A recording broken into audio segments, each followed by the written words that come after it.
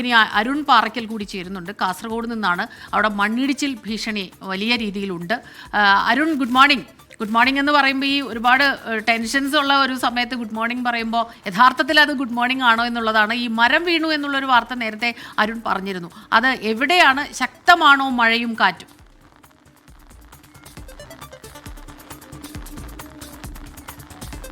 Smitha, Hashmi, good morning. ഞാനിപ്പോൾ നിൽക്കുന്നത് മധൂർ ഭാഗത്താണ്. കാസർഗോഡിൻ്റെ നഗരഹൃദയത്തിൽ തന്നെയാണ്. ഇവിടെയാണ് എപ്പോഴും ഇങ്ങനെ ഈ വെള്ളക്കെട്ടിന് സാധ്യതയുള്ളത്. മധുവാഹിനി പുഴ കരകവിയാനൊക്കെ സാധ്യതയുള്ള പ്രദേശമാണ്. ഞാൻ ആദ്യം ഈ ദൃശ്യങ്ങളും ഇവിടുത്തെ ഒരു കാര്യങ്ങളും പറയാം, അതിനുശേഷം മറ്റുള്ള മഴക്കെടുതികളെക്കുറിച്ച് പറയാം. ഇപ്പോൾ ഇതാ മധുവാഹിനി പുഴ കരകവിഞ്ഞതിന് ശേഷം ഈ മധൂർ ക്ഷേത്രത്തിന് തൊട്ടടുത്തുള്ള താഴ്ന്ന പ്രദേശങ്ങളിലേക്ക്, അതായത് ഈ ക്ഷേത്ര ഉത്സവ സമയത്തൊക്കെ ഇവിടെ ഭക്ഷണത്തിനും മറ്റുമായി സ്ഥലം കേന്ദ്രീകരിച്ചതായിരുന്നു. താഴ്ന്ന പ്രദേശമാണ്. ആ പ്രദേശത്തൊക്കെ വലിയ തോതിലുള്ള വെള്ളക്കെട്ട്, വെള്ളം കയറിയത് നമുക്ക് ആ ദൃശ്യങ്ങളിൽ കാണാൻ കഴിയുന്നുണ്ട്. ഇനിയും ഒരുപക്ഷെ മഴ ഇങ്ങനെ തുടരുകയാണെങ്കിൽ ഈ പ്രദേശത്തൊക്കെ തന്നെ വലിയ രീതിയിലുള്ളൊരു വെള്ളക്കെട്ടുണ്ടാവാനുള്ള സാധ്യതയുണ്ട്.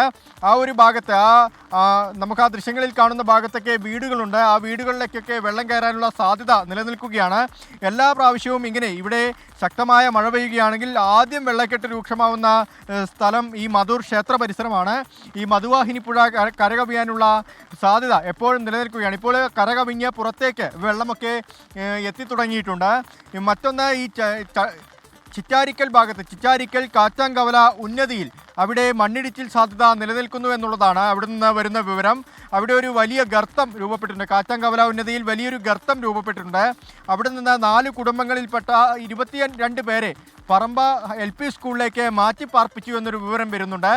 നീലേശ്വരത്ത് ഇന്ന് രാവിലെ മുതൽ തന്നെ, പുലർച്ചെ മുതൽ തന്നെ വലിയ ശക്തമായ രീതിയിലുള്ള കാറ്റ് വീശിയിരുന്നു. അവിടെ 3ഓളം വീടുകളിൽ തെങ്ങ് വീണിട്ടുണ്ട്. കോട്ടപ്പുറം റോഡിൽ മരം വീണ് ഗതാഗത തടസ്സമുണ്ടായി എന്ന വിവരം വരുന്നുണ്ട്. അവിടെ വൈദ്യുത പോസ്റ്റുകൾക്ക് മുകളിലാണ് ഈ മരം വീണിരിക്കുന്നത്.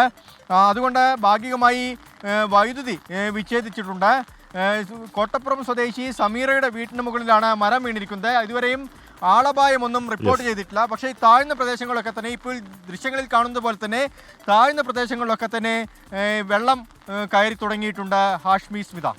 സാധാരണ ഇതിൽ മധുവാഹിനി പുഴ എന്ന് കേൾക്കുമ്പോൾ നല്ല പേര് എന്ന് പറയാമായിരുന്നു. ഇതിപ്പോൾ ആ പേരിൻ്റെ ഭംഗിയൊക്കെ കളയുന്ന രീതിയിൽ അതിങ്ങനെ നിറഞ്ഞു കവിഞ്ഞ് ഒഴുകുകയാണ്. ആൾക്കാർക്ക് പേടിയാണ്. അപ്പോൾ മധുവാഹിനി എന്ന വാക്കിൻ്റെ കാൽപ്പനിക ഇതൊന്നും പറയാനുള്ള സമയമല്ല.